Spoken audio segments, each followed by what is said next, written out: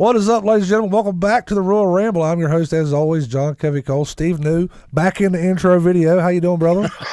I'm doing well. Thank you for getting me in the intro, John. Yes, sir. Yes, sir. Brian Reznors in Florida. How you doing, bro?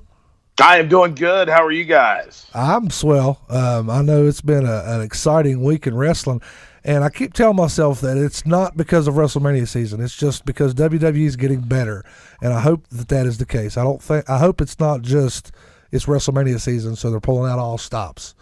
What do you guys think? You think I'm being naive? No, I don't think you're being naive. I mean, it is the road to WrestleMania, and you've got the Fastlane pay-per-view, and then WrestleMania. But it's a great. We said this last week. It's a great time to be a wrestling fan. Absolutely, with so much going on. I was curious if maybe it had something to do with the new additions to the writing team.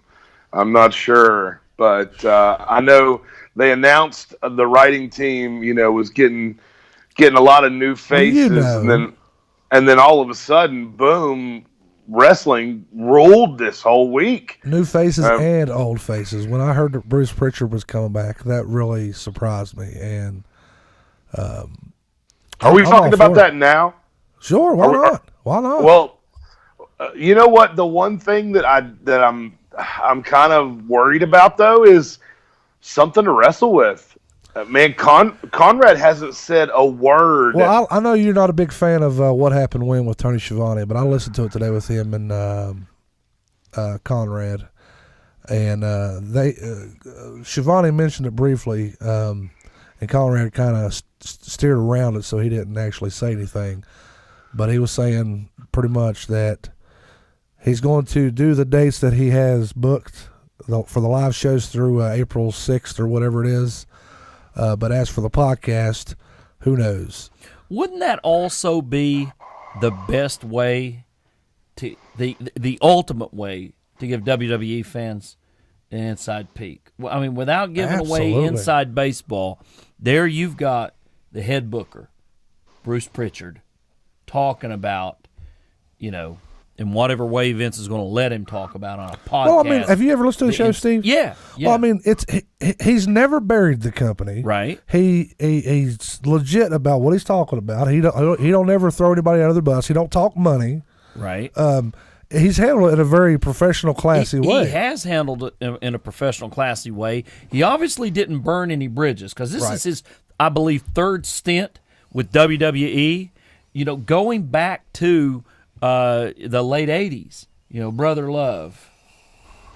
Back in the Hulkamania days. I love you. I love you. So, I mean. Is that what you're going for today? Yeah, I'm not going. Okay, Heyman is going for the Alfred Hitchcock look. I guess I get Brother Love. A little rosacea goes a long way. I love you. I love John Covey Cole. I love you, Brian. See, I was kind of hoping that. Thank you, Steve. I was hoping you and Gary over at All Star Wrestling was going to bring Bruce in at some time. Gary's talked about that for a long. He's come down before. Oh, really? But it sounds like he's got bigger fish to fry now. There's stuff going on. You know what I thought was weird is that something to wrestle with. Normally, they're making posts like crazy. They haven't made a post since February 18th. Not one post. But then again, they could just be working us all. Like you said, he could possibly continue doing it. Yeah. I don't think so. And the reason why I don't think so is because Conrad's involvement with AEW. If Conrad had no involvement with AEW, then I'd say, you know what, they're probably going to continue the podcast and it'll probably become a part of the WWE, even more so than when it was on the network. Mm-hmm. But with Conrad being elbow deep in AEW, I just don't see them letting Bruce have anything to do with him, honestly.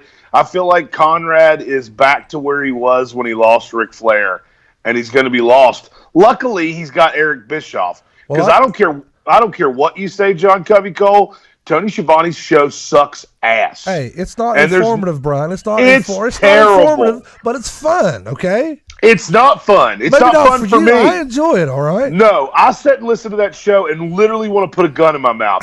I cannot stand Tony Schiavone or his show. It's terrible. And I love Conrad. I'm a huge Conrad guy. but Conrad can't even make that show worth listening to. But luckily, he's got Eric Bischoff in 83 weeks, which I like almost as much as I like something to wrestle with. I just lost so much respect for you talking about my man Tony Schiavone like that. I hate Tony Schiavone so bad. Real quick before we get started with our pros and cons, gentlemen, I got to throw this out. Michael Loving says, "Where's Derek? Is he all studying to get beat by Richie?" For those of you that don't know, we had a Royal Rumble a few weeks back, and Richie Acevedo won. So he's going to be going one-on-one against Derek Jones April 3rd here on the Ramble to see who the man is. You know what I mean? I've been working on those questions every single day. It's going to be a good one. It's going to be a battle. I'm hoping to stump them both. You can't win, Brian. If you stump them both, you can't win. Just saying. You're not going to send me the belt if I stump them both? Man. No spoilers, Brian. No spoilers. Anyway, guys, let's go ahead and get to the pros and cons. A lot of great stuff happening in the wrestling world this week. Steve, would you like to do the honors this week? Start with the pros or the cons? Yeah, I'm going to talk about a con that is near and dear to my heart, and it's heartbreaking, to be quite honest with you.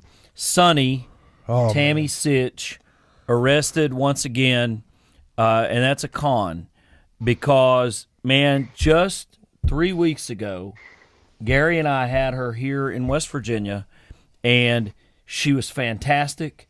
The house was packed. It was about over 300 people in Running Right Way, Alpha's training facility down there at Julian.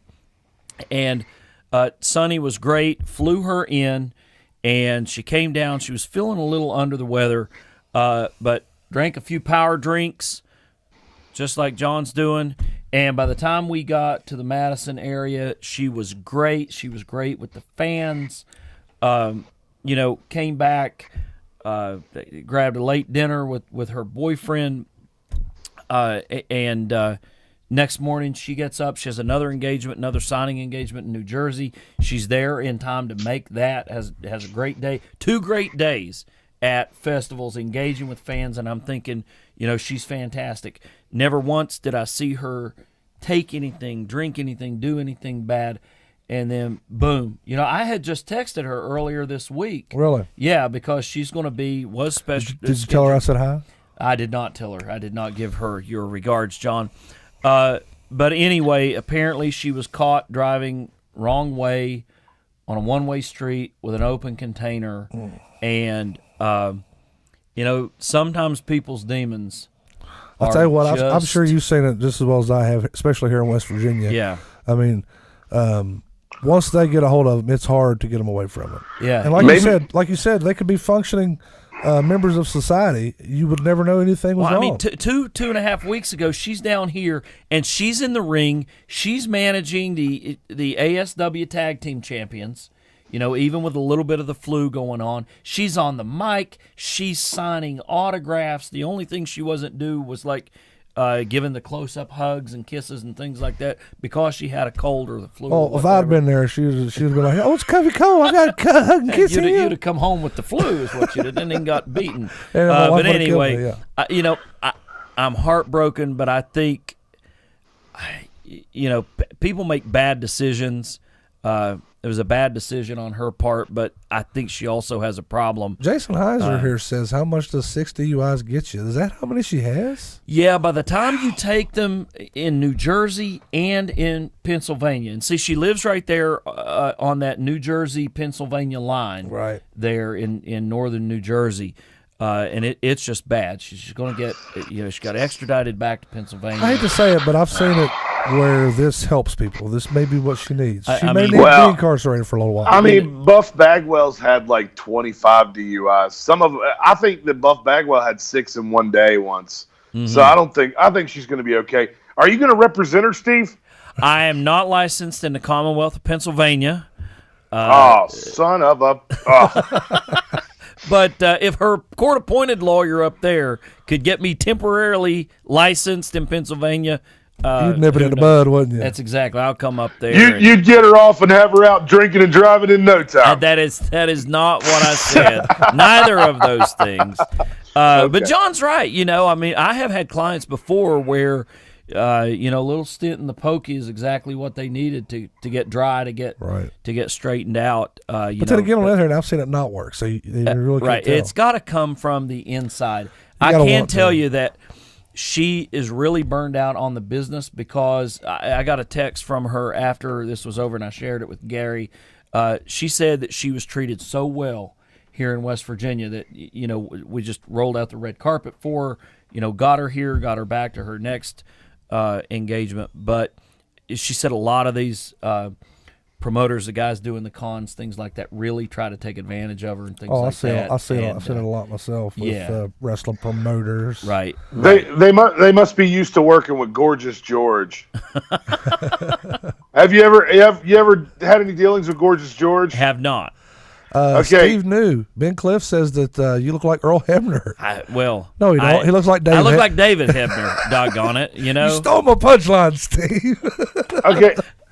So, John, sorry, John. am I allowed to tell this story about Gorgeous George? I'm sorry, what, Brian? I said, am I allowed to tell a small story about Gorgeous George? Whose small is it? Is it my definition of small or your definition of small? Because your definition of small is like 12 minutes. Well, it's small. It's super small. He didn't answer my question. And I'll tell you this, and I bet it would freak Gary Dameron out. So tell Gary never to try to book Gorgeous George. But if you try to book Gorgeous George, she will not only try to sell you naked pictures of her, but she'll also ask you if she can stay at your house for a week leading up to the event and charge you by the day for her to be there. I don't know what she thinks she's going to be doing in that amount of time that she stays at your house. But when you try to book her for a wrestling date, she will want to stay with you for... Maybe Robert Kraft wants to take up wrestling promotion. Hey, look, that is simple capitalism, law of supply and demand there. And Robert Kraft also could not be in the legal trouble that he finds himself in right now. I don't understand that one. That's a story for another show. To that story. No. That's my con, John. Brian, what is your con for the week, my friend? My con for the week is all about the Revival. I've wanted the Revival to win the title win the titles for a while, and then all of a sudden they finally get the belts. And I love Aleister Black. I love Ricochet. I love Tommaso Ciampa. I love Johnny Gargano. I want those guys on Raw. I want those guys to win. I want good things to happen for those guys. There is an entire roster of people that you could put them over with. Why use your brand new tag team champions and job them out 2 weeks in a row right after they win the belts? That was my con of the week. You're not respecting the Revival. You don't want these guys to succeed. I know you too well, Brian, and I had a feeling that that's where you was going to go with your con. That was going to be my con. Yeah. I'm going to go a different route with it, but to touch base on what you're talking about there, I'm with you 100%, man. 2 weeks in a row. 3 weeks ago they win the titles, and then they lose the last 2 weeks, which I know it's not actually call-ups. Gargano, Ciampa, Aleister Black, Ricochet are phenomenal wrestlers, but to the casual wrestling fan, these are rookies coming to the big leagues, and they come up and beat your tag team champs like it ain't nothing. Well, like I said, I'm not expecting the Revival to beat these guys. No, I mean, they are finish or something. Well, I mean, they are the top of the top when it comes to NXT. I'm not even saying do a schmoz finish. I'm saying don't put them in the ring with the tag team champions. Fair enough. Put them in the ring with somebody else. There's tons of people. If you just wanted to display their talents and put them over, why not put them in there with Hawkins and Ryder? Exactly. You've got the equivalent of jobbers on both rosters, Raw and SmackDown. Plenty. You've got the Ascension.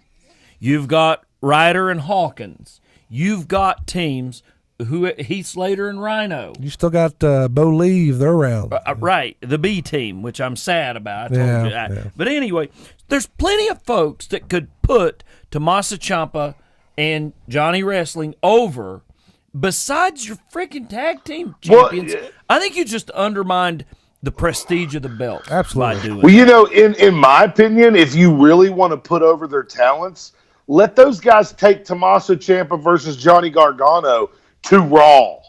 Let them fight each other. And if you really want to display Ricochet's talents, why are we doing Lio Rush in an Intercontinental Championship match he could never win?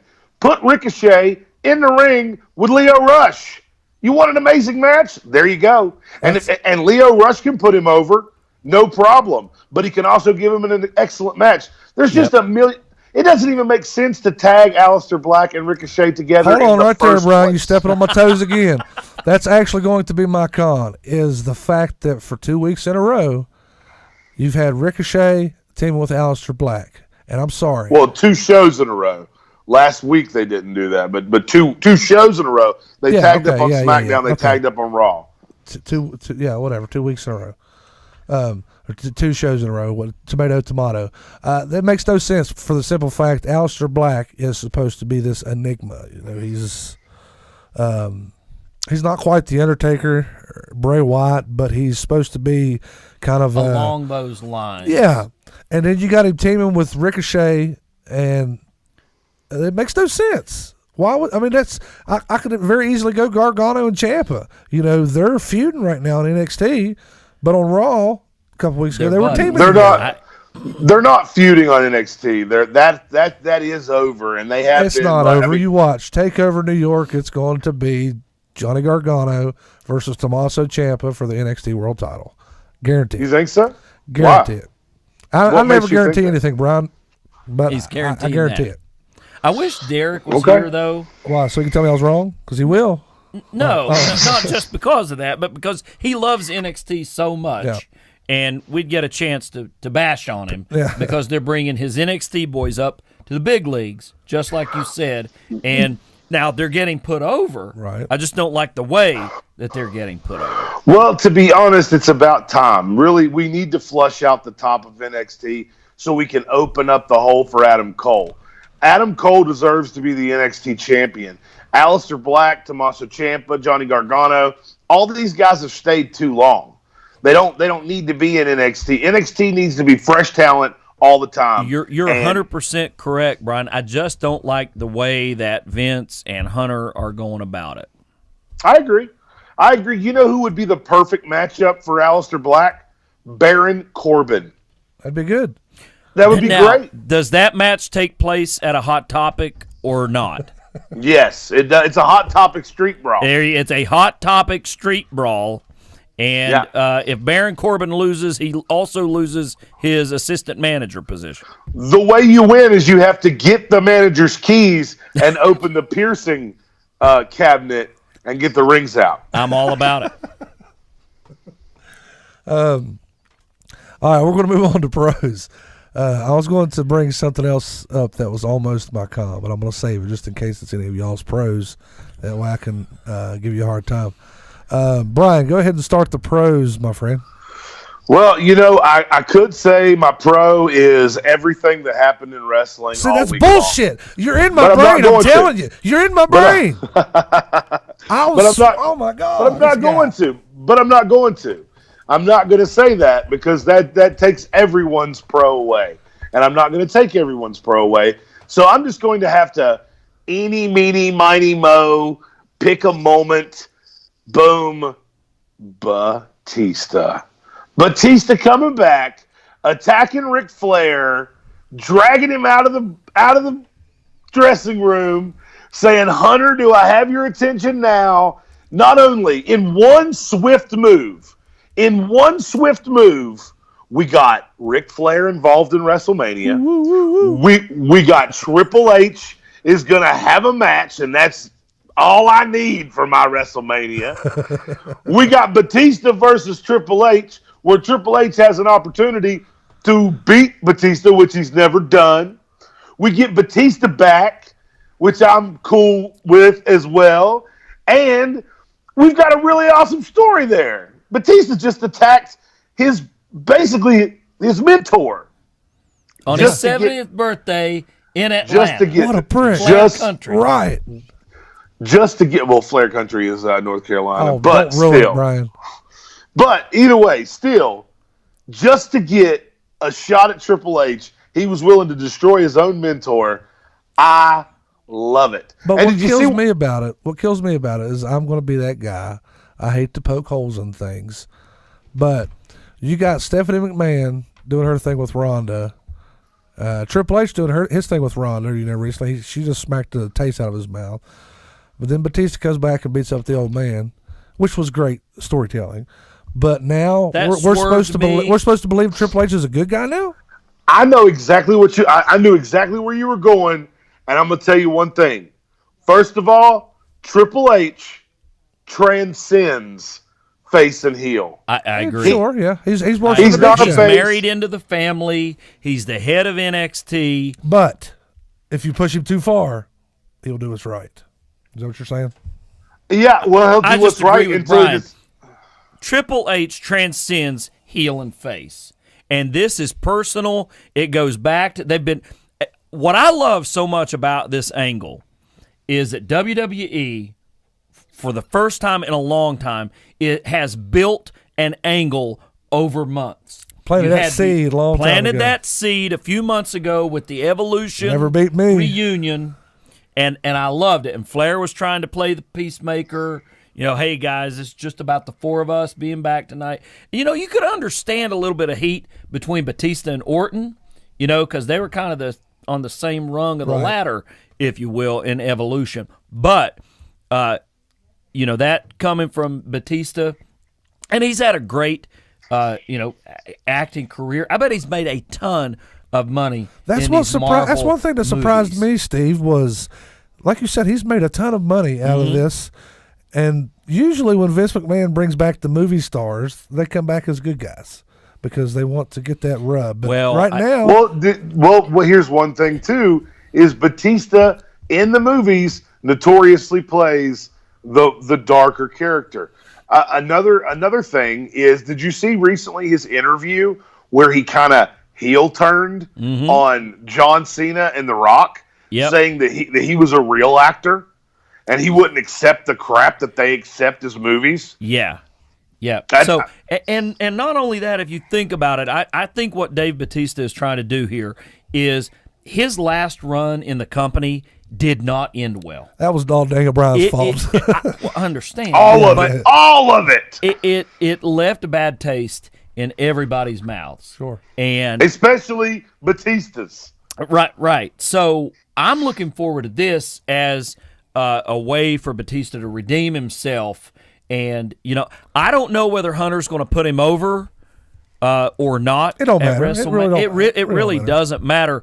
But if he just goes to WrestleMania and has a heck of a match with Hunter, I hope that Flair is in his corner, is in Triple H's corner. Are we going to have the Flair turn on Triple H? I don't know. I just want to see. That's the only way I want to see Batista win at WrestleMania. If I just get Flair kicking backwards into somebody's crotch, I'm a happy man. The only way that I want to see Batista win that match is if Flair turns on Triple H. That is the only way that I am cool with Batista beating Triple H. Otherwise, Triple H needs to win at WrestleMania. Yeah. Tell you what I did. He beat Sting at Monday, WrestleMania. Guys. This was very out of my element because for the last umpteen years, I would like to know what's going on behind the scenes. Get that little peek behind the curtain. You got swerved, didn't you? No, I did, but I'm going to tell you why. I turned my notifications off Monday morning because I got a notification and it said 3 big stars in the back at Raw. I was like, I don't want to know. I'm going to turn it off. You know, we didn't even mention Ricky Steamboat, Sting. Who else was there? It was crazy. Everybody was there. Right. I mean, it was nuts. But this was the first time, and as long as I can remember, I was like a little kid again watching wrestling. I was like, what are they going to do now? What's next? I totally expected there to be some Charlotte angle. I did too. I'm really glad Becky Lynch for coming the out. Yeah, I thought, man, either Flair's going to bring Becky Lynch out and love on her. I like this storyline. I could have written that story. Vince, call this man. Becky bails out of jail and comes to the ring on Flair's arm. Now, that's an angle for you right there. But I thought it was going to revolve around the women and Ronda Rousey and Becky and Charlotte Flair. Man, I got swerved like I was a 10-year-old kid. It was great. It was great. Whenever they first went to the back where Batista was dragging the cameraman, I glanced for a second. I was like, was that Batista? Because I couldn't tell right off the bat. And I was like, it is Batista. And then I was like, okay, here we go. Brian, see what you do? You got me all giddy over here. That's a great pro, by the way. It was. There's only one con in that pro is the fact that everybody on the roster was out there. Yeah. Sting was out there. Ricky Steamboat was out there. And that wasn't a con. That made sense storyline-wise, Brian. That made sense storyline-wise because nobody's in the back to save. I think I know where Brian's Ric going. Flair. You got to let me finish. I don't you got to let me finish before you smash me. Okay, Ricky Steamboat and Sting are out there. Ric Flair easily made their careers, made who they are. Sure. People all over this stage became wrestlers. Let's be modest and say 50% of them became wrestlers because they loved Ric Flair. And nobody but Triple H would run to help him? That's true. Nobody? Out of all in fairness, Dave Batista asked for Hunter. He didn't ask for anybody else. Well, I'm saying, wouldn't you have went and helped him? In a perfect world, but that's wrestling, Brian. You got to suspend your disbelief there, buddy. Exactly right. I'm just saying, out of this awesome pro, that was the only con. Get out of here with your making sense of wrestling. That's exactly right. You and your logic. Your logic. Steve, what was your pro of the week? My pro for the week is the return of Mr. McMahon, screwing over people who deserve legitimate title shots. Screwed Becky. He screwed Becky. Week 1, a Royal Rumble winner. Yeah. Nope. He just comes out and says, nope, you're out of there. And does the same thing to Kofi right in the faces of Stephanie and Shane. And they do nothing. At the contract signing, during Black History Month. Right, at the end of Black History Month. I mean, that's the implied sort of thing, is that, you gonna screw a brother over at the end of February. That is cold. That is typical Mr. McMahon right there. But what it also tells me is that they've got bigger plans for Kofi. They've got bigger plans for Becky. I don't know what's going to happen in the next few weeks, and that's a good thing. I don't know how those two superstars get inserted back, but I love just that sneering, domineering, I'm going to call the shots and put my people Whenever in he there. told Becky that you're not the man, I'm the man. I'm the man. Yeah. And I also did not see Kevin Owens coming back. What was that? I didn't see that being Kevin Owens. I thought it was going to be AJ Styles that replaced Kofi in the match with Daniel Bryan. Luckily, it wasn't AJ Styles. So two things there. First of all, I see Kofi playing the role of Chris Benoit at the WrestleMania whenever they had Shawn Michaels, Triple H, and Chris Benoit for the world title. Yep. And no one expected Chris Benoit to win the title, and he did. Yep. I feel like we're going to have a triple threat at WrestleMania with Kevin Owens, Daniel Bryan, and Kofi Kingston, and we're going to see Kofi Kingston win the title. Now, the other thing I wanted to mention was you said that you thought it was going to be AJ Styles. I don't think that they were going to risk AJ Styles in that situation because the man who came through that curtain was going to get hated on. They needed to either have somebody who needed that kind of heat or someone who could absorb that kind of heat. Yeah. And they picked the perfect person because if you notice when he said, "You're not going to fight Daniel Bryan at Fastlane. We're going to give it to somebody who's more deserving." Everybody's like, no. And then Kevin Owens comes out and they're like, oh, okay. Right. Okay. And then this. Kevin Owens immediately goes into that almost face turn, humble, tag me with Kofi, and I'm sorry to take Kofi's spot, but I can't give this up. I'm just back. It's not a from liver injury. spot. Remember that? Not my dog spot. Not my liver spot. Not my liver spot. Well, it brings me to a question with Kevin Owens. A question with Kevin Owens is how many people do we have playing the Stone Cold character right now? We got Dean Ambrose, Becky Lynch, and now Kevin Owens that are all doing this Stone Cold thing. I wonder who's going to get the first 316 shirt? Is it going to be Becky 316? Is it going to be Owens 316? Is it going to be Ambrose 316? Somebody's getting a 316 shirt. I'm calling it right now. I just hope they hit Vince in the head with a bedpan. It's not going to be Ambrose 316. He's actually going to leave the WWE like was announced, and he's going to go back to John Moxley, and he's going to have a John 316 shirt. How about them apples? No, probably not. No, he's not. You know what? I would believe that Dean Ambrose is going to take my place on the Royal Ramble before I believe he's leaving the WWE. Wow. Yeah. That confident, huh? Yep. Yeah. Well, I hope they're going to reform the Shield. Brian, I love you, dog, but I hope you're wrong. And I hope Ambrose joins us on the show next week. Well, good luck with that. Thanks, buddy. Thanks. My pro of the week, like I said, there was a lot to choose from, and I ended up going a little different way than I initially thought I was going to go. My pro was R-Truth this week. Trying to make John Cena proud. He was hilarious, man. He was so hilarious. That was gold. And I'm glad that you mentioned Kevin Owens being the perfect guy. I think this was the perfect two wrestlers to come out and do this with him because they already got a thing going. And you're thinking as soon as Andrade comes out, well, he's going to beat him for the title. Right. Oh, Rey Mysterio's there. Why is Rey Mysterio going to get him? Right. But no, Kofi snuck another one in. And I think eventually he's going to lose it to Andrade or Rey Mysterio. It's R-Truth, not Kofi. Sorry. That's what I did that a couple weeks ago too, if you remember. I'm not even going to crack that joke. I'm not even going to crack the joke. Just keep on going. Thanks. I knew where your head was. What's understood need not be said, Brian Reznor. Okay. R. Kingston. No, I enjoyed that when he said, when Carmelo said John Cena would face them both. And he said, "Damn, John Cena brave. He's brave. John Cena is brave." I was thinking, no, thank you. But yeah, I really enjoyed it. That was a lot of fun. Hey guys, I'm going to give a shout out right now to a guy that I have not seen in 28 and a half years. Kurt Messer. 28. 28. Wow. Kurt Messer from Wisconsin that I served in the Army with is watching right now. Kurt what Messer. Up, Kurt? Not seen him in 28 years, and I hope you're well, brother.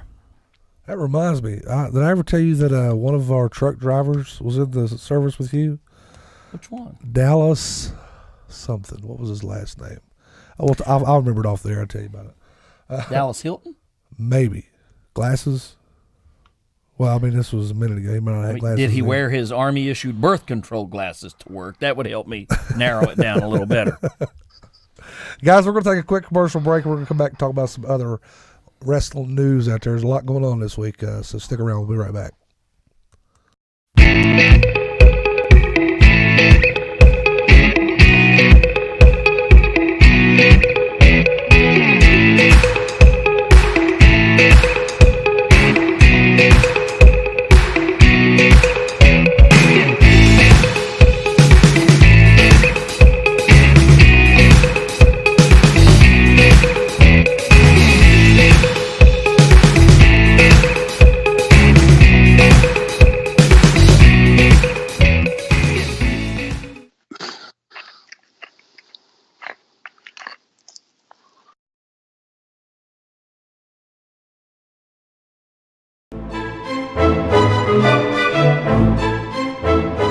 Hey, this is the national treasure and the world's champion, Nick Hollis, and I'm coming to Julian, West Virginia next Saturday, March 2nd for ASW March Mania, where this 10 pounds of gold will be on the line against the Neon Ninja Facade. Facade, you're good, but are you great?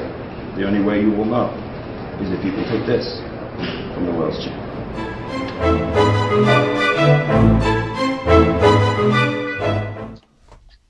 All right, guys, there is one of many wrestling shows going on this weekend. Did I see your name on that poster? You did see my name on that poster. Proud sponsor of All-Star Wrestling. And, man, an NWA World Heavyweight Championship match between Nick Aldis and the Neon Ninja Facade, who is no joke, man. He is legit good. Yeah, I've seen him face Jason Kincaid one time. and it was amazing. Yes. So I am so looking forward to that match. I'm looking forward to the entire card. Gary has a midget wrestling match. Midget wrestling match on the card. I'm not involved. I was about to say, are you reffing that or anything? I'm not reffing that. But I'm looking forward to it. It's going to be a great time. Come on down. So 2 or 3 weeks ago, Gary had, and All-Star Wrestling had Barry Windham and Sonny, right? Did you get to meet Barry? Yes. How awesome. Yeah, Barry is just laid back, chill, nicest guy you ever want to talk to. He was nice and polite, took every picture, signed every autograph that anybody wanted at his table. He was just, and he loved hearing stories about his dad. If somebody was there, from the time that he ran Bluefield in the southern West Virginia area, if somebody had a story about Blackjack, he wanted to hear about it, and it was really, really good. So, and Henry Godwin was there. Man, I got to tell you a story about him real quick. A couple years ago, me and my old bass player, John Bragg, we played Miracle on the Mountain, which was in Bluefield, West Virginia at WVCW. And we were going to do a thing with him and what was that guy's name? Phineas? No, it wasn't Phineas. It was... Man, it's right on the tip of my tongue. He ain't wrestled in a while. He's a local guy. But anyway, he come out and broke one of my guitars during our set. And then I ended up going to the ring with Henry Godwin. And I was like, yeah, right, here I am, boys. I'm a hog farmer too, baby. and I come out there, and I brought a working guitar with me that was eventually J.C. Dykes Jr., that's who it was, that was eventually going to go around the crown of J.C. Dykes Jr.'s head. Probably a minute and a half, 2 minutes into this match, J.C. Dykes Jr. takes a clothesline from Henry Godwin, and Henry Godwin goes for the pin. J.C. Dykes Jr. does not kick out. Knocked him plumb out. So he never got to wear my guitar around his neck. Henry's a big boy. Big old boy. He's down in Monroe County right now. And but back to your point, Gary always tries to have a few names there. Has guys like Facade that's either in Ring of Honor, Impact, or something like that. A few of those guys, and then the local guys who I'm just really big on. They're great. From the Mid-Atlantic Outlaws to Shane Storm to Rocky Rage to Huffman. What's the guy that's got the mask? What was his name? Blazing Eagle. Blazing Eagle. He's entertaining. Blazing Eagle is fantastic. I all those guys, absolutely, that are there every month in and month out. If you guys ain't doing nothing this weekend and you can make the show, make it. It's going to be great. Guns and Gains, they're the tag team champions down there now. They're really good. Great locker room of guys. And they're sponsored by somebody we know, so go support them. This is interesting. I don't know if you guys seen this or not today. Buddy Murphy said earlier today on Twitter that he's going to make an announcement about his immediate WWE future tonight. So, Brian, what do you think that means? Is it good news for the wrestling fan or bad news for the wrestling fan? I haven't heard that, so I don't know. It's out there. It sounds like a bad situation. I mean, they got a bad habit of losing cruiserweight champions in WWE, if you've noticed. I don't know why. That's true. They do. They do have other than Brian Kendrick, they've lost, and Tozawa, they've lost almost every one of them. I really hope that we don't lose Mr. Murphy. He is incredible. I would hate for him to do that. But you know what? Maybe he's going to announce that he's going to relinquish the light heavyweight championship to go to the main roster because no one on that roster at 205 could touch him. Yeah. That could be the case. That's a glass half full situation right there. Whatever it is, good luck to him. It's reported that Sami Zayn is very close to returning in the ring, which I'm fine with. What I would like to see happen is Sami Zayn show up at Fastlane, be a heel Sami Zayn, cost Kevin Owens the match, and bam, there's Kevin Owens, Sami Zayn at WrestleMania. Then you can have your Kofi Kingston, Daniel Bryan WrestleMania moment. Yeah, I know. I don't think it'll happen. I'm just saying I'd like it to happen, Steve. Honestly, I think that the only way that they can get Kevin Owens and Sami Zayn over truly as a match is to have a ladder match. That's what everybody wants to see. Everybody wants to see Kevin Owens versus Sami Zayn return to a ladder match. I don't know if you remember their ladder matches in the past, but they are absolutely incredible, and I think that's what everybody's wanted to see since the two of them got to the WWE. I remember seeing El Generico and Kevin Steen in ladder matches that blew me away. Some of the best ladder matches I've ever seen, and I've seen a lot of ladder matches. So I don't know how they would do that without a title on the line. You know what I mean? Yeah. Casey Mitchum says she went to SmackDown this week. Thanks, Lacey. I seen the pictures. That's awesome that she got to go to SmackDown. She also says that 205 was a snooze fest last night. They chanted "This is boring," which is nothing new, Casey. They do that all the time. I'm sorry if you're going to do the Cruiserweight show on the same night in the same venue as SmackDown, do it before SmackDown. I mean, you can't do it after SmackDown. They done seen all those big stars and everything at SmackDown, and then you're going to do these guys nobody really knows. Right. I mean, it's hard to keep their attention for that long. But I think that the Cruiserweights should be a part of Raw or a part of SmackDown instead of having their own show. I think that's where it's all screwed up. Unless you're going to put somebody like Rey Mysterio or Finn Balor or somebody on 205 Live, which everyone seems to be against.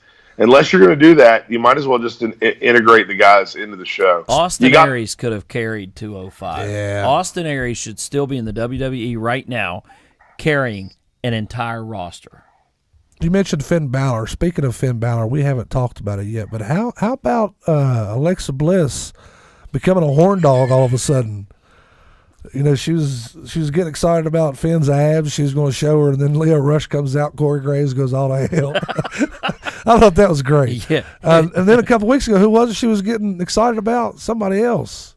I don't know. Dozer, what? No. No. Who was it? But Dozer. It wasn't Dozer. Which, speaking of heavy machinery, it was a shame to see them in the Ascension in the backstage segment this week, because that right there shows you that WWE's pretty much done give up on them guys. It's awful. I mean, where the hell is EC3? We ain't seen him in 2 or 3 weeks. I know. Well, heavy machinery is terrible anyway. Yeah. Anyway, let's move on. WrestleMania 36 will be in Tampa, Florida next year, Brian, so make room. Yeah. All right, let's do it. It'll be awesome in Tampa, folks Florida. Here, you can get one of those. Usually, you can get one of those Allegiant flights from Beckley, Roanoke's the closest place, direct for about $110. Huntington's the closest place. Huntington's close, and it's got daily Is flights. that $110 one way or 2 ways? I think it's not sure. Well, still, that ain't bad though. It'll end up costing you about $160. Yeah. After it's all said and done with, you'll spend about $160, but you'll get to go. It's a round trip. It's there and back. Real it's quick, direct. Casey Mitchell says half the arena left, and then she also said that's why Murphy is leaving. I could understand that. I mean, he's a phenomenal talent, and this is just not working. Right. But we can stay there all night if we wanted to. Sami Callihan and Falaba have re-signed with Impact. Brian, I know you're a big fan of Impact. Have you been watching her lately, and is it on the rise still? No, I've been watching, and it's not on the rise. It's kind of sad, in my opinion, that pretty much AEW is going to eat Impact and ROH, in my opinion. Yeah, I feel like they're totally going to eat them. It's going to get to when everybody's like, oh, yeah, ROH and Impact, they're going to stay alive. It's all going to be okay. It's not. It's not going to be okay. Further what you're saying there, I think that New Japan Wrestling's presence in the United States is going to fall back too, because it was on the rise, but it's going to fall back. I have an idea. Of course, it's going to fall back, but New Japan is always going to be there because they have their own audience, and their audience is always going to be their audience. New Japan's not going anywhere like the WWE, but with these places like ROH and Impact, as soon as AEW is full on rolling, they're done. I mean, it's a wrap. Steve New's got an idea. I have an idea. If I were AEW, I would strike a deal with each of those 3 promotions, and I would put Ring of Honor in the North as a regional territory. What is this, the 80s? Impact in the South. 70s? And New Japan Pro Wrestling out West. You just cut down their travel costs and all kinds of that stuff. They no longer need national TV deals. You get your national TV. So you want to have these guys transfer different territories like the old days? Sure. No, we can't do that, Steve. Yeah, I'm not with you on that, Steve. I love you, bro. Okay, so then they die. Yeah, that's probably what's going to happen. They're going to. Words of Ivan Drago, if he dies, he dies. Well, your plan could work with Impact and New Japan, because you could do Impact is the AEW territory in Canada. New Japan is the Impact territory in Japan. But ROH, you're screwed. John Ward says, I can't find Impact on my TV. What channel? It's because it's not on TV. It's not on TV, John. I think it's... Here's a secret maybe? For you. No, it's on Pursuit. But it's also on Twitch. But I will tell you this right now: if you want to watch Impact, the best place to watch it, even though I get stabbed on wrestling groups all the time for sharing this. He's gonna tell y'all to go steal the show. Watch wrestling.in. Watch wrestling.in. That is where you can watch anything you miss. I actually watch Raw and SmackDown on it sometimes when I can't catch the end of them at night, because I do wake up very early in the morning. All right, let's move on, guys. We've it's watchwrestling.in. Goldust changed his name on Twitter to Dustin Rose, which may or may not mean something. Stick around to find out. Let's talk briefly about this. Arn Anderson was released as a producer for WWE. He'd been there for the last 18 years. I did not see that coming at all. But I don't think it's going to. Arn really did something. Arn had. Well, I read that him and Vince McMahon had a situation at a house show recently where they disagreed, and I'm not sure exactly what happened. But maybe he had to give up his spot. Was it his dog spot? His liver spot. It's pretty amazing that Vince McMahon was even at a house show recently. No, it's pretty amazing that me and Steve went back to the well and got the same joke on the same show. And as I watched that long neck bottle hit the floor and slip from my hand, and the last little bit of beer come out of it, I thought about my career. You're right there, Brian. It's interesting. Do you think, real quick before we move on, do you guys think we'll see Arn Anderson pop up over at All Elite Wrestling? It would be great. I mean, Arn Anderson's responsible for a lot of great wrestlers through the years. If I was Cody, I would want that kind of guy behind the scenes for me that knows the way it's supposed to work. They've been close a long time, obviously. That would be a guy you could trust in the back to make sure that everything's going well. He'd damn sure be a better option than Billy freaking Gunn. Taz is Mr. rumored. Ass to you, pal. All right. Taz is rumored. Mr. Asshole. Taz is rumored for the Hall of Fame this year. We already got DX going in. We got the Honky Tonk Man going in. That pisses me off. Why? Because Taz doesn't deserve to be in the Hall of Fame over a whole cast of ECW guys. That needs to be the topic next week, John. I can't do it next week. We'll do it the week after. List of people who deserve to be in the WWE Hall of Fame ahead of Taz. I'll tell you right now, I can give you one right now who deserves to be in the Hall of Fame over Taz, and that is the franchise. Oh, I was going to say, if you say Shane Douglas, that's never going to happen. You know that. I don't. Why Taz? Is it because of his Taz terrible commentating? 12 years or whatever it was he was there. So? And he was a great wrestler in ECW, and he was their only announced. They're going to put Sabu in with him? No. Taz was a yes man. He went along with everything. He worked like he was supposed to. Sabu's a freaking lunatic. There's a difference. Listen, I got to understand why they're not putting Sabu in.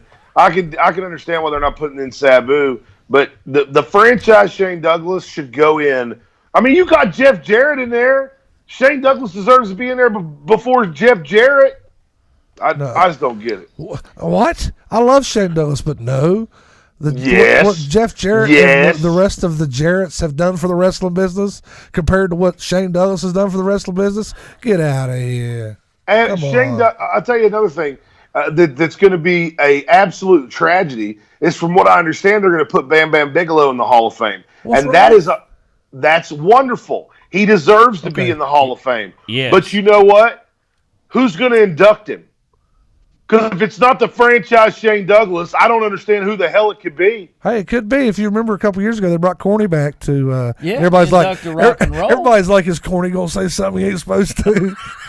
My question is, who is going to induct Bam Bam Bigelow if it's not Shane Douglas? I can't think of one person on earth who can induct Bam Bam Bigelow better than the franchise. Speaking of ECW, how about Steve Corino recently getting called up to Raw as a producer? I didn't even know he worked for the WWE, but that's cool. Steve, he works for the WWE. He was working for NXT. Yeah, I knew. I didn't know. I had no idea. Hideo Itami, Kenta, and Ty Dillinger both were granted their releases from the contracts. Their 90 days no compete clause ends 2 days before AEW Double or Nothing. And TJ Perkins. Yeah, TJ Perkins also, but his was a little different from what I've gathered. The other guys asked for their release; they were granted. TJ Perkins just got fired, pretty much. You know what I heard? I heard that he got fired for getting tattoos without permission. And was his attitude. I heard that, and I heard the tattoos also. Yeah. And it's funny because Kevin Owens shows up and he's got a whole sleeve. Right. But he may have got permission though. That's maybe, but. I don't know. They should have treated TJ better. Could have been one of them things that they was just wanting a reason to get rid of him. You know what I mean? I would say TJ will end up showing up at Impact soon. We got 90 days at least. The Undertaker may be starting a podcast, says the interwebs. Starcast LLC, which is Conrad Thompson, has applied for a trademark for Dead Man Talking. It could just be for the Starcast 2 event, but if not, I would gladly trade Mark Calloway, The Undertaker, for Bruce Pritchard. You know what I'm saying? Yeah. Talk about some stories. I mean, we don't know. We don't know. I don't know if he'd be good on podcast format or not. He might suck. He could. You're right. I mean, Bruce Pritchard is phenomenal. It takes somebody really awesome to beat Bruce Pritchard. You know what? I don't know if you've heard it or not, but Tony Schiavone's got a podcast called "What Happened When." It's amazing. It is not amazing. You know what I'd like to see? I'd like to see Matt Coon lose Vince Russo to Conrad. Oh, that would go over very well. Conrad would actually hold Vince Russo accountable. Dash Wilder and Matt Riddle reportedly had nude photos leak online. I don't know if you guys went out there looking for them, but that was a thing from what I heard. Can't say that it did. No. And last but not least, Eli Drake refused an intergender match against Tessa Blanchard in Impact. Good for him. I don't like intergender matches. You know why? Because he's Eli Drake, and he doesn't need to do that. All right, guys, we're going to take a quick commercial break, come back, and talk our weekly topic. So we'll be right back. Two attorneys, one location. Gavin Ward and Josh Miller. Hello, my name's Gavin Ward. I'm an attorney serving Southern West Virginia. If you need help with a real estate transaction or closing, probating a estate, a property dispute, estate planning, or bankruptcy, give us a call. We can help. Hello, I'm attorney Josh Miller. I serve Southern West Virginia. If you've been injured in a car accident or hurt on the job or charged with a crime, please come see me today. I can help. For a free consultation, call 681-207-7400. Dorsey's Hog Tails, located on U.S. Route 60 just off of Route 19 and just past Midland Trail High School. There's always something going on at Dorsey's, and you can bet that whatever it is, it's a good time. Be sure to try some of the best food in Southern West Virginia. Then you can sharpen those billiard skills with a relaxing game of pool. Dorsey's also offers some of the best live local music in the region on most weekends. So what are you waiting for? Stop in and see what makes Dorsey's so great. That's Dorsey's Hog Tails, located on U.S. Route 60 just off of Route 19 in Hyco.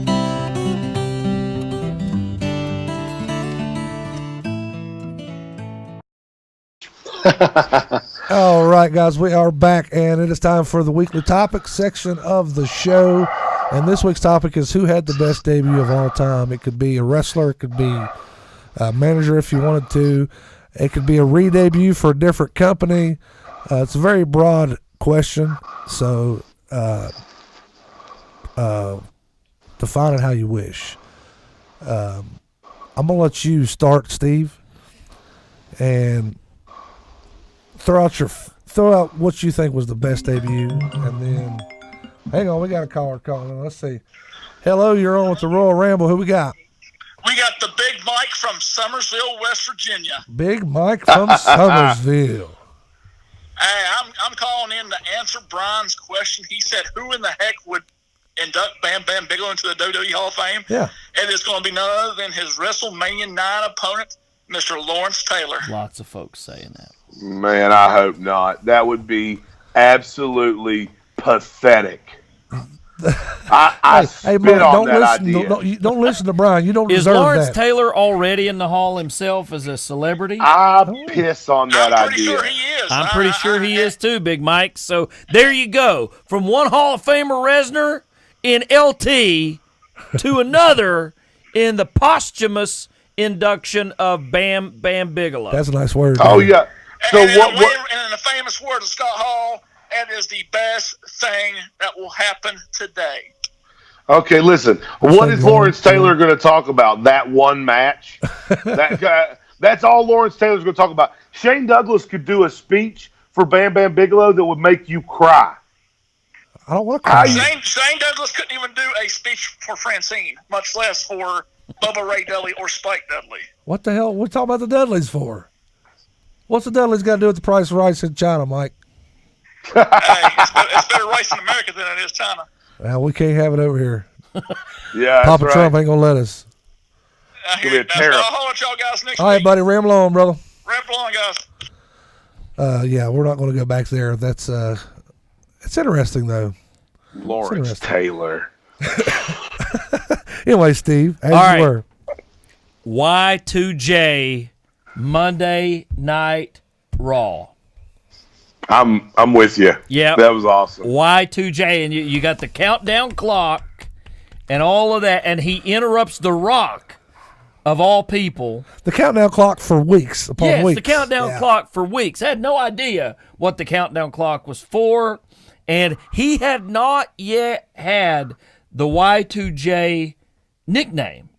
So he gets Y2J because, it's 2000 and we're all afraid that our, computers were going to crash simultaneously. Right, yeah. That Perfect, night and all. perfect. It was perfect. And so then It doesn't matter what your name is. and then you got The Rock. Who in the blue hell? You've been down south wrestling Hoovy-tood. So, The Rock just got to take a crap on the entire Lucha roster of WCW, and it didn't affect Chris Jericho in the least. Not at all. We talked about Kevin Owens absorbing that heat earlier. That's what Jericho did. He just took it all in. He absorbed it and just turned it right back out. Sure. On the WWE. I think Chris Jericho was the one that was shooting the video when Corny got mad at Dairy Queen, wasn't he? He had a handheld Sony Handycam. Yeah. Corny drives that 15-passenger Ford Econo line through that Dairy Double Queen, cheese. through that Dairy Queen drive-through in Pikeville, Kentucky, and he pulls up. If you guys out there haven't seen this video, look it up. It's out there. I have said this numerous times. You go to YouTube and you watch Jim Cornette, Dairy Queen, Kentucky, and it is worth everything that you want in entertainment. They don't have the little ones around it. But, yes, it was, in fact, Jericho. And I told I don't know if we were on air or off last week when Corny was talking to Lance Storm and Jericho about supper instead of dinner. I don't know if Corny's it was on got air or that not. G yet. He got supper in the back, and they had no idea. Give him a blank stare. What he was saying. So finally, after the match was over down around Knoxville, they were like, "Wow, we're starved today." He said, "I told you we had supper in the back," and they were like, "What the hell is supper?" So yeah, but Jericho. I'm going to take this happened to me twice tonight. First, Brian steals my thunder. And then you stole my thunder. I'm sorry, man. That was going to be mine, Steve. Go ahead, Brian. Tell yours, man. I got to figure out what I'm going to do with my life. You know, mine was almost Jericho, but I changed it at the last minute. But my favorite debut is when we're all watching Raw, everything's normal, and then 4 men take seats in the crowd, and Chris Benoit, Dean Malenko, Eddie Guerrero, and Perry Saturn show up, and they're the New Radicals. The night after, Chris Benoit wins the World Heavyweight Championship in WCW. Boom! Now the New Radicals are in the WWE, and that was my favorite debut because it felt real. Right. It felt like these guys really got pissed off and they really quit and they really showed up, and that's really what happened. Yeah, they're right. They were being treated like crap. You mentioned Shane Douglas. He was supposed to go with them, but they rolled out on him. They said, deuces. Can I give you a little piece of information, John Covey, about that? Sure. Now, if you remember correctly, on this very Royal Ramble channel here, which, mind you could go and find the archived interviews on YouTube. You can find the interviews on YouTube. There was an interview that I did with Shane Douglas where he tells the story about how the Radicals basically snubbed him completely. And this week on Vince Russo's Truth with Consequences, Vince Russo told that story and said it was the first time that anyone had ever heard that story. And I was like, wow, we totally broke that story a year and a half ago on the Royal Ramble. But Vince Russo spoke about that story this week on this week's edition of Truth with Consequences, and he said that Shane actually called him when that happened, and he was like, hey, what should I do? They have a relationship because Vince was Shane's only friend in the WWE when he was Dean Douglas, and he called Vince Russo and told him what had happened. Shawn Michaels and Triple H was good buddies with Shane when he was in WWE. Yeah, that is not true. That's definitely not true. But yeah, that story was actually told on Truth with Consequences this week, and Vince Russo tried to act like he was breaking some serious ground there. Bro, we broke that story a year and a half ago. Bro, you should have been there. That was a great pro, by the way. Both of your pros were great. And like I said, I always had a backup plan because I knew that somebody was going to steal my Jericho. I didn't know if it was going to be you or Brian. If Derek was here, he probably would have stole it too. He sure would have. Which reminds you, where the hell is Derek? He told me he wasn't coming back no more because I was singing. I haven't sang in 2 weeks. Maybe we'll get him back next week. I don't know. But anyway, for me, since I can't pick Chris Jericho, I'm going to pick You Know Who I Am. What you don't know is why I'm here. Scott Hall. When he showed up to WCW, that's a great one. It was huge. Led to the biggest, as we talked a few weeks ago, heel turn. Did you know King Mabel was going to be the third guy? That's a rumor out there. Bischoff actually. Kamala wasn't available. Bischoff actually touched on that here recently and said that was. He laughed hysterically. Yeah, he did. So but, never once contacted Scott Mabel. Hall, and they couldn't even use his name. They didn't know for sure what they were going to call him. Yeah. They couldn't call him for legal reasons. They couldn't call him Razor Ramon. Right. Speaking of Bischoff, how about when he showed up to WWE? That was huge. It was. I'm back. And better than ever. You just sang Derek's never coming back. You see what you did to me? You baited him right in there, Brian. I set the trap for you, Cubby. What about when Cactus Jack made his first appearance in WWE? That was awesome. That was great because the Mankind didn't want to have the hardcore match. Right. Dude Love said, "No, that's not my thing, Daddy-O." And then here comes Cactus to do his thing. What about Goldberg in WWE? I thought that was great. I wish it would have happened a year before it happened. Yeah, it felt a little stale by the time he got there. Yeah, we see your big old thumb there, big head. We know. You know what I wanted to see? I wanted to see the return of Goldberg to the bench of the Atlanta Falcons before his career ever got started. Here's your great debut, the Shockmaster. Listen, folks, if you have not watched the video of the Shockmaster.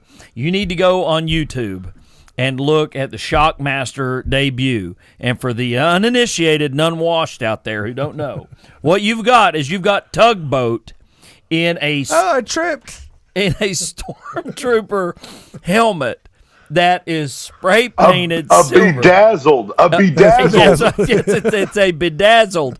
It's sprayed with silver sparkly paint on a stormtrooper helmet, and he's coming Dusty out. And he's Rhodes' got like idea. a black trench coat, and I think it was like Arn and Sting and a couple of other guys, and they were trying to get him. Sting and the British Bulldog, and they were on A Flair for the Gold. Arn Anderson was there, and Fifi was there, and they were bringing him out as the face version of Vader. Like, basically, he was going to be the face to face Vader. And can't you just hear Dusty in the booking match? Look, we already got Vader. What does Vader need? Vader need a stormtrooper. Somebody get me a stormtrooper mask up in there. And I'm going to tell you, I'm going to spray that stormtrooper mask silver, and we're going to send Tugboat, you going out there. But unfortunately, Tugboat couldn't see, so he didn't know. He didn't know that there was a piece of wood. He was supposed to come through like the Kool-Aid Man or something, you know.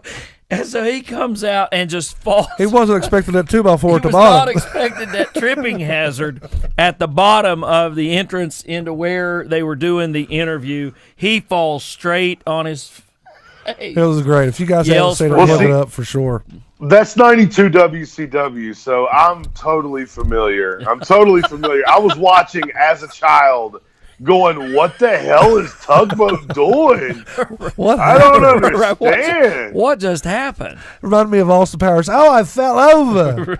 Actually, it was 93, and he had already been Typhoon at that point. Yeah. So it was, what the hell's Typhoon doing?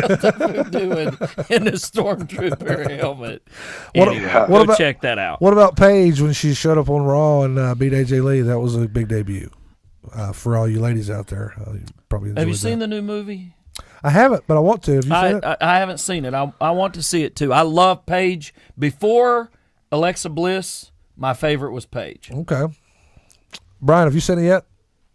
I have not seen it. I do want to see it, but not because I like Paige. Jeff Baker says the Gobbledygooker was the best debut of all time. That was a solid pick, brother. I'm telling you. The Gobbledygooker was definitely a better pick than Goldberg. Oh. What about the Nexus? That was huge. That was great. Yeah. That was great. Yep. Undertaker, when he first showed up in 1990. 1990, yes, with Brother Love at Survivor Series. I love you. He was bought and paid for by the $1 Million Man to be a part of the $1 Million team. Everybody's got a price. What about the Shield when they showed up? That was huge. Yeah, I didn't know what to expect of those guys, but yeah, I mean it was nasty, and it was this new sort of. I remember thinking for the longest time I was like, I don't know who these guys are, but Seth Rollins. I told myself when this team breaks up, Seth Rollins, he ain't gonna do nothing. He sucks. Not so much that he's sucked in the ring. It's just early stages of the Shield, he didn't have a lot of charisma. You know, he didn't shine like he does now. But, yeah. But I got a couple that aren't on your list. I'm not done with my list yet. I got a couple that aren't on there. You know what happens when you? You know what happens when you interrupt Brian Reznor? Well, you just made the list. Brian Reznor's debut. How about Steve New's debut on the Royal Ramble last season? That was good. That was one of the best. All right, let me go ahead and throw these last four out, Brian. Then you can throw out a few. Kane, when he showed up in that Hell in a Cell, that was cool. Yep. AJ Styles at the Royal Rumble, that was huge. That great. Was.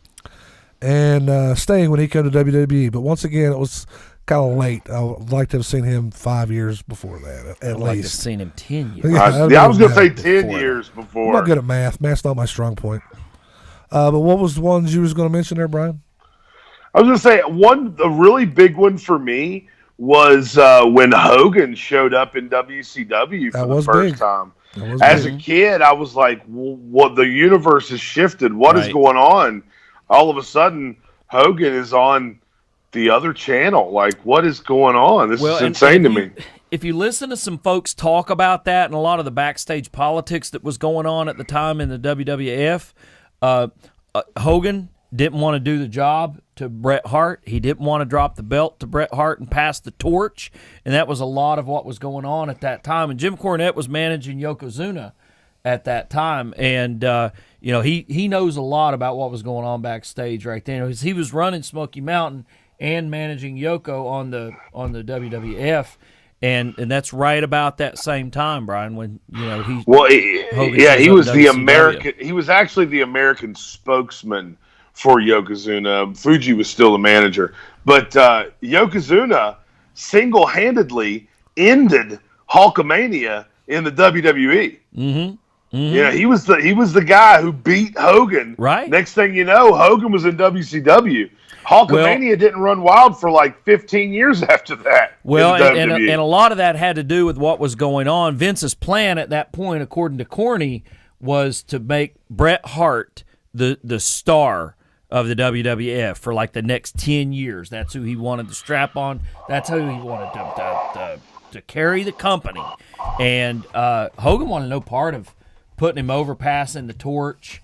It was right on the heels of the steroid trial and all of that stuff. It's just bad. Well, from what I understand, Vince was really he was a whole lot on the fence there, because if you remember correctly, at WrestleMania 9, Bret Hart, he was the champ, and Yokozuna beat him for that title. And then who came out to beat Yokozuna in 45 seconds at the end of WrestleMania? We thought we were going to go a WrestleMania without Hogan walking away with the belt. But no, Hogan shows up and wins the title from Yokozuna, and then that's when Yokozuna got the rubber match and defeated Hogan for the title, and then Hogan went to WCW. Yep. Because of those very reasons. You mentioned Hogan. Is there any other debuts that was really standing out in your mind you want to bring up? To me, and this is probably just to me because a lot of people probably didn't care, but stunning Steve Austin was a big deal to me in WCW in 1992. And in 1994, when he showed up with the $1 Million Man as the ringmaster, it was over big time with me. I was like, wow, Steve Austin is now in WWE. And, of course, no one gave a crap about that until later on in 1996. But in 1994, at the end of 94, when he showed up with the $1 Million Man, I was all about it. Loved it. Here's another debut I got for you that's not on your list. I remember when Jake the Snake Roberts debuted for WCW, came out of nowhere and DDT'd Sting. That was awesome. I'm going to go back a little further, John. You know that I love the 80s, love 80s professional wrestling. And I was watching Georgia Championship Wrestling in about 83 when Animal debuted as the Road Warrior. Oh, really? And he did not come as part of a tag team. Did he have the face paint? First, he had the face paint, and he had the mohawk, with the shoulder pads. Not the shoulder pads, but he had the leather and that kind of stuff. And he was just the Road Warrior. Okay, so he was the original, and then he was they the original built a team off of it. And then they built a team because Paul Ellering blew his knees out. Paul Ellering used to be a wrestler. I didn't know if you knew that or not. No. Man, he was cut. Sure did. He had a superstar Billy Graham type vibe going on, and hurt his knees, couldn't wrestle anymore. And when that all kind of happened around the same time, they introduced Hawk and Animal as the Road Warriors. Wow. So that was, and I'm telling you, Gordon Soley put that over in that tiny Atlanta television studio, and it was like a one-person wrecking crew. If you go back and you watch the Road Warriors debut on Georgia Championship Wrestling, it was just amazing. He was like nobody that anybody had ever seen up to that point. And you knew, watching it as a kid, I was like 11, 12 years old, I was like, man, this is going to be earth-shattering. And then they, a couple months later, duplicate him. And they cloned him. We got two of them now. We got two of them. And it was just, it was nuts. Right, I got three more for you. All right, throw them at me. I got one more. Okay. When Brian's finished, I got something else I want to tell the viewers about too. Okay, so what about two of them I can wrap into one. What about the first time we seen Cactus Jack and Abdullah the Butcher, and they came out of those big present boxes on Sting? Yeah, that was really good. Like Lex Luger hired them, and we thought Lex Luger was Sting's friend, but really he was hiring these psychopaths to sit in big present boxes. And Jim Cornette says anybody that comes out of a box, they're instantly over. That's exactly right. I didn't even think about this, but Big Cliff's hitting the nail on the head. I got to mention this real quick, guys. Jericho turning up in New Japan, that was huge. Yeah, and when he went to All In dressed up like Pentagon, that was good too. Here's another one I have for you. It's 1991. The setting is Halloween Havoc, and and we have the Phantom versus the Z-Man, and the Phantom. Yes, the WCW Phantom absolutely demolishes the Z-Man, and he removes his hood for you to find out that Ravishing Rick Rude is now in WCW. That was a great debut right there, because he had I'm surprised that wasn't your number one, Brian. What I'd like to have right now is for all of you fat, overweight, Halloween candy eating sweat hogs. West Virginia warthogs. But yeah, whenever he showed up, I mean, you were thinking, wow, this guy's got a legit win over the Ultimate Warrior. He's a former Intercontinental Champion, and now he's in WCW looking at the screen talking about how he's coming after Sting. And it was pretty exciting. Who got got, though? He didn't get Sting, did he? Yeah, he sure did. He beat him for the U.S. title. But who got the last laugh? I guess Sting when he hurt him in Japan. Yeah, that's where I was going. All right, one last thing, John, from me for the viewers and the listeners out there. If you guys haven't been following this on Cornette's different podcasts, and the guy that he does that show with is a guy from New Jersey, a guy named the great Brian Last. He does the 605 podcast, does a Mid-South podcast. There was an incident in 1980 around Knoxville wrestling and who was going to control the Knoxville territory. Ron Fuller, who owned it and was part of the NWA, what happened was there was a group of rogue wrestlers who went rogue and cut a shoot video that lasts about 15 minutes long, exposing the business. This was 1980. 1980. Wow. And it was Boris Malenko, Bob Roop, and Ronnie Garvin, and Cowboy Bob Orton Jr.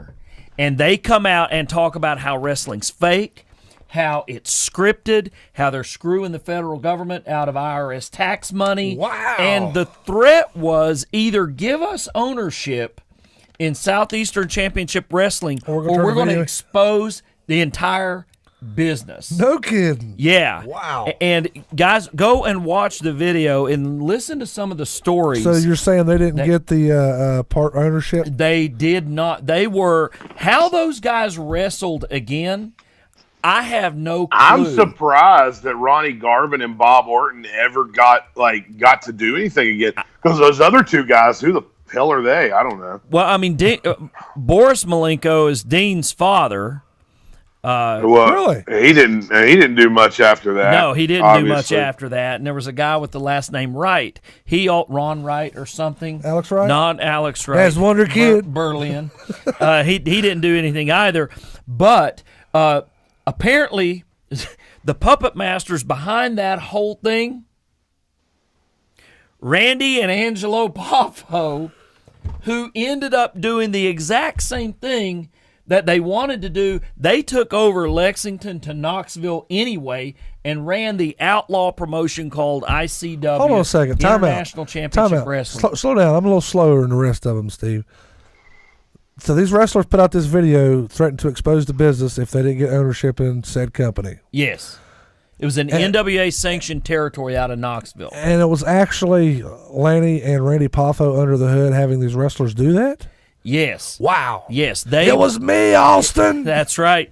They wanted to take that area, like from Lexington, Kentucky, down to Knoxville, Tennessee, from Ron Fuller. And Fuller didn't want to give it up. And just listen to the stories. And on Brian Last's Twitter page this week, he posted the letter that went from Fuller to the rest of the NWA and said, if you see these guys, you ought to blackball them because I'm in possession of a videotape where they tried to expose our business. Wow. And I did not give in to their demands. And right at the end, it names Randy and Angelo Poffo, his father. And on the heels of that, of not getting the Southeast Championship Wrestling territory from Fuller, Randy Poffo, Angelo Poffo, and Ronnie Garvin, as the minority owner, 20%, found and start the outlaw wrestling territory known as International Championship Wrestling. And they ran Southern Indiana, Kentucky, from Lexington. Is this the company you were raving about last season? Yes. Okay. Yes, it is the have I given you your video? No. Next week. Remind me, I'll bring you the ICW video. But that was the genesis of ICW. And so what happens then is Poffo just says, screw you guys, I'm going to start my own non-sanctioned outlaw area. And he would go over into Nashville, into Lawler's territory, and down into Georgia a little bit, and over in the Carolinas. He just basically did what he wanted to do. But all of that was facilitated because of a threat to expose the entire business. It is a fascinating story. In this short 4 or 5 minutes, you sold me on it. Brian, do you have another debut you wanted to mention, or did you got it covered now? I think that I've got them all out of my system. All right, well, I'm going to go ahead and give you the floor, my friend. We're going to get some Reznors Rants in, if that's okay with you. Sounds good to me. All right, hit him, bro. Hit him with it. Ladies and gentlemen, I have to address the internet wrestling community once again because this week we had the return of Roman Reigns. And I'm so excited the fact that Roman Reigns actually came back to wrestling. Why? Not because I'm a giant fan of Roman Reigns. I mean, I do like the guy. I don't think he's one of my favorite wrestlers to ever exist. But the guy beat cancer. And I'm going to clap for anybody who beats cancer. If you beat cancer, you're top on my list. I'm going to clap for you. I'm going to pop for you, and I'm going to definitely be happy that you're back. So to these groups on Facebook and on YouTube, see comments, and in every place possibly find some idiot commenting saying that this whole thing was a work. A way to get Roman Reigns over. You really honestly believe that Roman Reigns faked cancer? If you believe that Roman Reigns faked cancer, then I honestly don't even think you should watch wrestling. You should go find those people who say they're going to cancel the network because Becky got arrested, and the ones that say that that they're going to cancel the network for any number of reasons that are actually just storylines, and go hang out with them. But actually, you're worse than them. You're worse than any wrestling fans I've ever seen, because if you honestly believe that Roman Reigns would fake cancer to get over, you have a serious mental problem. First of all, the backlash from that coming out, that the WWE did a storyline where someone faked cancer, would end the company. That would be worse than the steroid scandal. It would be worse than any scandal the WWE has ever faced. Not to mention that WWE does cancer charity work all the time. Make-A-Wish all the time. It makes zero sense. Why in the world? They would turn Roman Reigns heel before they would fake cancer to get him over as a face. The guy came back from cancer. Give him a hand. Appreciate the fact that Roman Reigns didn't die of cancer. And stop being idiots. That's Reznors Rants.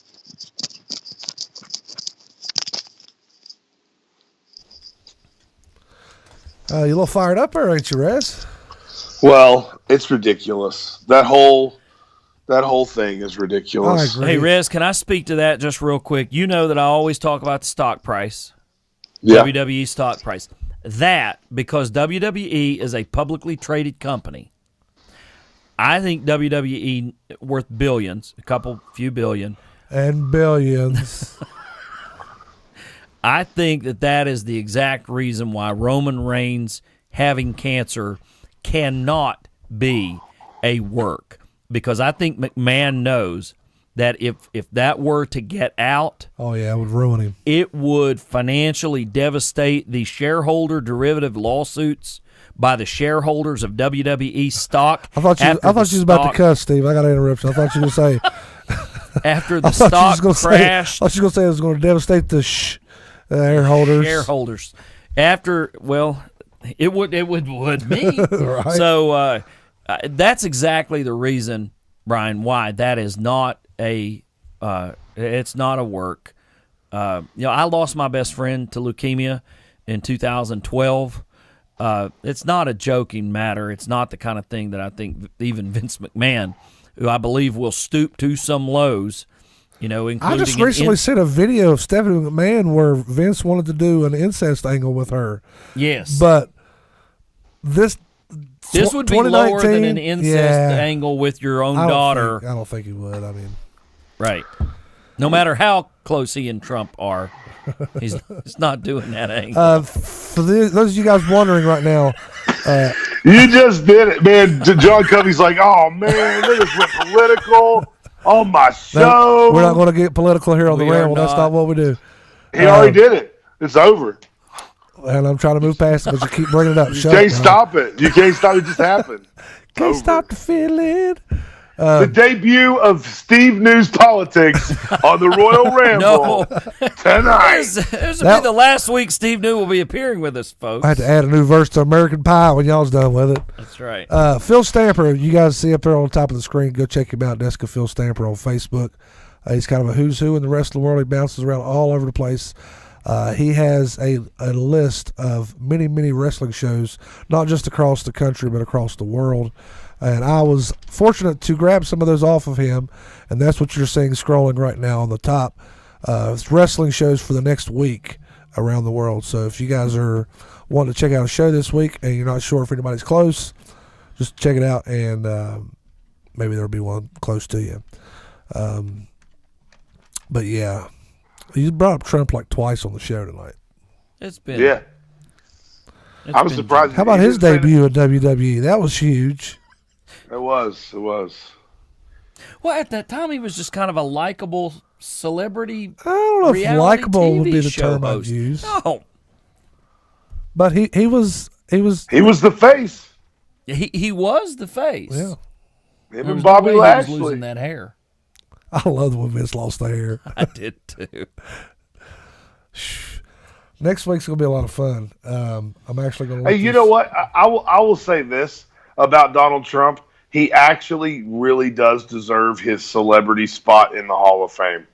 If it wasn't for Donald Trump, WrestleMania 4 wouldn't have even happened. Mm-hmm. Well, it might have happened, but it wouldn't have happened the way it did. So I have to give, when it comes to wrestling, I have to give Donald Trump his props.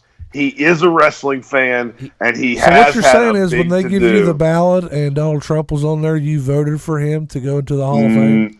No. What's it going in the Hall of Fame? There's lots of wrestling fans that I don't want to see in the White House, John. Yeah.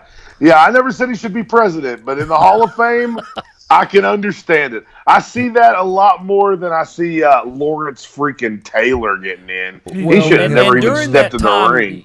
Everybody forgets just how bad those steroid trials were, not just for Vince McMahon, but for the entire wrestling industry. You got Hulk Hogan subpoenaed to federal court to testify against Vince McMahon about steroids running rampant. I mean, there was a reason steroids running wild, brother. That's right. 24-inch pythons. Between 90 and 95, why wrestling kind of dipped during that 5-year span, despite 92 WCW. But the steroid trials are a really bad thing. And Trump supported Vince all through that entire period. So, hats off for his we'll give you a pat on the back. He definitely deserves his Hall of Fame spot better than Lawrence Taylor. You know what else I remember about Lawrence Taylor? What about a liver spot? You know what else I remembered about Lawrence Taylor? Lawrence Taylor fighting Bam Bam Bigelow at that WrestleMania gave us something else really crappy. Mongo McMichael?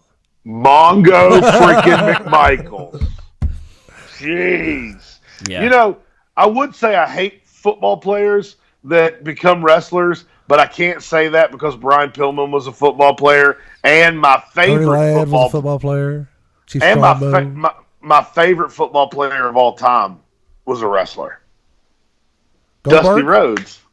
Dusty Rhodes. He's my favorite football player of all time. That's right. I no longer play professional football, baby. the most recognized, second most recognizable athlete. Recognized athlete in the world behind Muhammad Ali. Muhammad Ali. Next week on the show, guys, it's going to be a lot of fun. Actually, Brian brought this to my attention. It's actually going to be I was hesitant on doing this topic because it's going to be tough. We're going to have to do our homework this week, Steve. For real. I'll be back next week. All right, you ready? We're going to have to sit down at the legislature. Yeah. I'll be back. Okay. We're going to have to sit down with a piece of paper for like 3 hours to figure out what this topic's going to be, the answer to this topic. It's going to be tough. Now, mind you, there's a lot of people I didn't put on there. I got 5. You guys will see what I'm talking about. That was mainly for Brian there because whenever he first pitched the idea to me, he had a couple different ones on there. But anyway, this is the question. I got 5 on it. Sorry, that was for Derek. Can Steve say since I can't, Derek? But anyway, next week. It did sound pretty good. It did sound good. Can I harmonize with him or something? I'll get back here. Yeah, Steve was pretty good there. Next week on the show, Chris Hemsworth is playing Hulk Hogan, but who should play Randy Savage, Miss Elizabeth, Roddy Piper, Bret Hart, Ultimate Warrior, Honor the Giant, Iron Sheik, and Vince McMahon? I said, my mess sucks. I'm kind of wondering if Bret Hart's even going to be in this freaking movie. He should be. Depends on how far up through the 90s they take it. Yeah, that's true. I wonder who's going to play Mr. T. Is it going to be Rampage Jackson again? I don't know. Mr. T's not on our list, Brian. I'm just saying, but Mr. T's going to be in the movie. He has to be, right? We're going to put Mr. T in there. He going to come on and he going to talk about his mama the whole time. Well, I mean, Mr. T obviously can't play Mr. T because Mr. T's really old now. But Rampage Jackson played a really good Mr. T in the A-Team movie. Let me ask you guys this before we end the show. Should we make it so you can pick any actor of all time, or should it be current actors? No, it'd have to be in this movie. Okay. Yeah, it would have to be current, all I time, think. You wouldn't pick Hemsworth out of the list of all-time. Who would be your Hulk actors. Hogan if you could pick anybody? Ever. Well, since he ripped off his gimmick, can I pick Jesse the Body Ventura Absolutely. to play Hogan? Absolutely. Why not? Wow, anybody ever to play Hogan? I don't know, man. John Wayne. I'm going to pick Terry Bollea. That's what I'm picking to play Hulk Hogan. There you go. Back. I honestly think that if it wasn't for the voice, Dolph Lundgren would have made a good Sting. Like an 80s Sting. An 80s Sting. Mm-hmm. If it wasn't for his foreign accent, Dolph Lundgren you just profile on that flat top's all you doing. I did. I'm just flat top profile. If he dies, he dies. If he dies, he dies.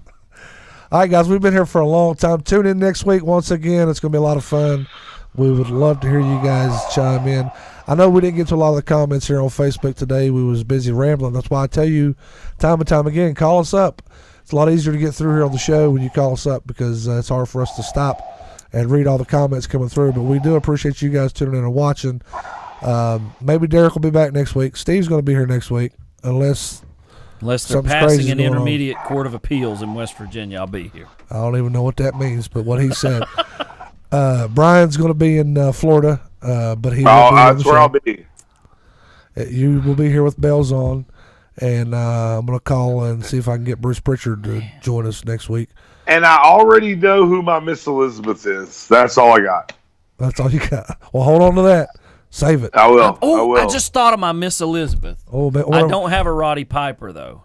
Just I don't have when it you think you've got the answers, I change the question. I think we should cast Steve New as Roddy Piper. That's what I'm pretty going to damn say. good. Maybe Steve New needs to play Roddy Piper. We need to go put Steve in Alcatraz for about a week. I could play older, fat Roddy Piper, like from when he came back and Vince made fun of his. And then he had the hip replaced. Right. And, Hey, he still won the broke tag team kayfabe title. and called Hogan by his first name, Terry. Yeah. I just want to go home, man. I just want to go home, Terry. That's good. That's good. Let me go home, Terry. That's good. Man, I'm excited. I'm about to look up some Roddy Piper videos tonight now. But yeah, if you guys ain't doing nothing, go check out some wrestling. Go check out ASW and Julian. Go check out Real Shoot. I'm going to play a video here to close the show with him. And all those other ones that Phil I want Stamper to get sent up in. and see those guys, man. They're entertaining. We'll take a trip up sometime. Entertaining. Bro, I'm totally doing Jason Momoa as Jimmy Superfly Snuka. You can't do this till next week, Brian. Guys, we gotta Jimmy's go. not even on the list. Jimmy's not even on the list. This guy's out of control. He's not even on the list. For Mr. Spoiler over there in Florida, Brian Reznor, it's Steve New, Derek Jones, wherever he's at. I'm John Covey Cole, guys. We'll see you next week. Ramble on. Ramble on.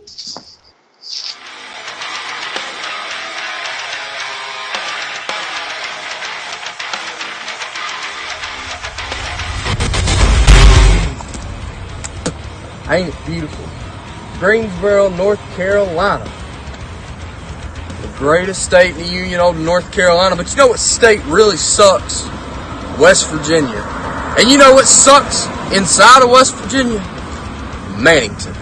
You see, on March 2nd, I have to go to this town of Suck, Mannington, West Virginia, to face somebody who, well, I've never been in the ring with. I don't really know a lot about him, but Chase Winters, you know a lot about me. I know that. I beat Cheeseburger. I beat T.L. Andrews since I came back. I'm on a streak, baby, and there ain't nothing stopping me. So why don't you go ahead and put your little face paint on, slick your hair back, and while you're at it, go ahead and bring your whole family to the shows like you do in Cleveland. Because I want them to see just how bad I'm going to whoop your mother ass on March 2nd. Bring them on, baby. There's the year of the dog, there's the year of the dragon. 2019 is the year of the upgrade. I'm Chase Winters, and this is my year, RSW. But Mickey Folk, you already knew that. See, for someone who claims to not know a thing about me, you sure did list a lot of things about me. Now, I think you know what I'm capable of, too. Yes, I know what you're capable of. And it's an impressive list of people you've beaten. But that's in the past. And if you know another thing about me, you know that I tend to look toward the future. Like March 2nd, in Mannington, West Virginia, when I'm in your neck of the woods. And Mickey Folk, I'm going to be in your face. But if you need to know something else about me, know this. You're going to be in my ring.